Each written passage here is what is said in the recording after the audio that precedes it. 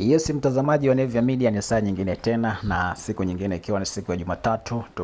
Tunapitia uchambuzi wa michezo, mambo gani yameweza kujiri kwenye uga wa michezo, na siku ya leo nataka twende tukatazame nini kinaendelea kati ya uongozi wa Simba Sport Club na mshambuliaji wao Jonathan Soa. Kumbukwe hivi karibuni kumekuwa na sakata kwamba Jonathan Soa amekuwa na utovu wa nidhamu na hivyo alipewa adhabu ya kutokushiriki kwenye mazoezi na Simba Sport Club, na imeonekana zimepita takriban mechi nyingi, lakini mshambuliaji huyo hajaweza kuonekana akipewa nafasi. Nini sasa kinaendelea?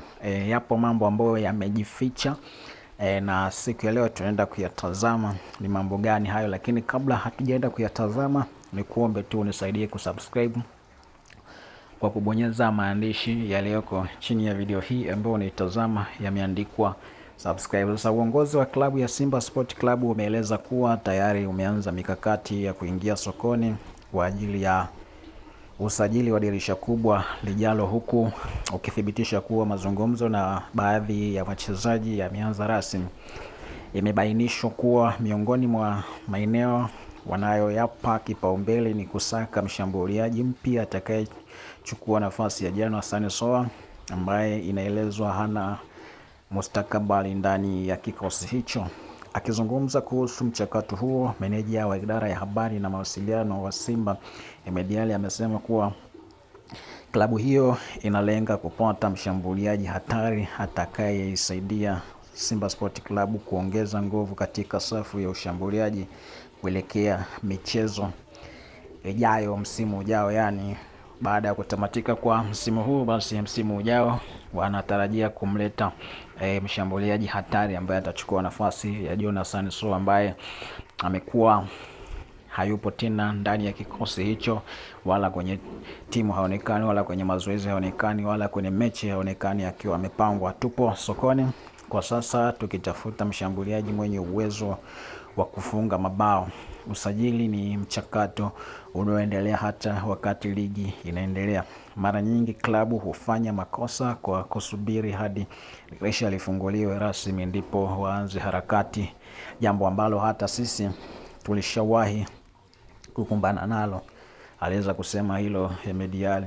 Amefafanua kuwa kuchelewa kuanza usajili kunaweza kusababisha klabu kutumia fedha nyingi zaidi kumsajili mchezaji kuliko thamani yake halisi, kutokana na ushindani na haraka wa kufanya maamuzi. Unakuta mchezaji ambaye angepatikana kwa gharama ndogo analetwa kwa bei kubwa kwa sababu ya kuchelewa kufanya maamuzi sahihi.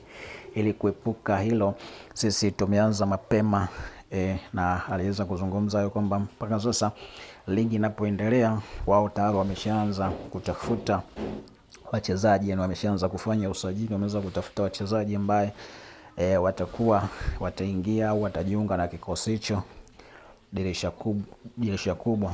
Ahmed Ally amesisitiza kuwa Simba inafuata utaratibu wa kitaaluma katika usajili kwa kuhakikisha kwanza wanapitia mikataba ya wachezaji kabla ya kuanza mazungumzo.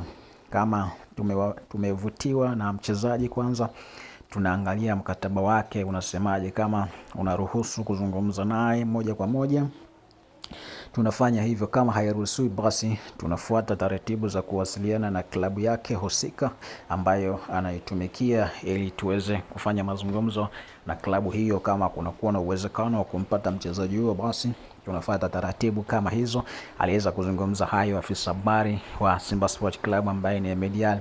Ahmed Ally amesema lengo la Simba ni kuhakikisha kipindi cha usajili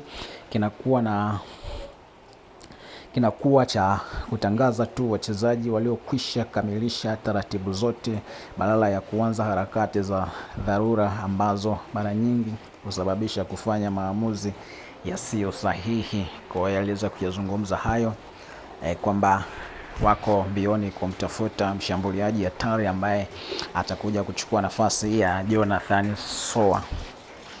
Nikusihi tu endelee kutufuatilia Nevia Media, lakini usiache kusubscribe kwa kubonyeza maandishi yaliyoko chini ya video hii ambayo yameandikwa subscribe, na kisha unaweza ukalike, ukacomment na ukashare, basi ukawa umejihakikishia kwamba wewe tayari umeshakuwa ni miongoni mwa wanafamilia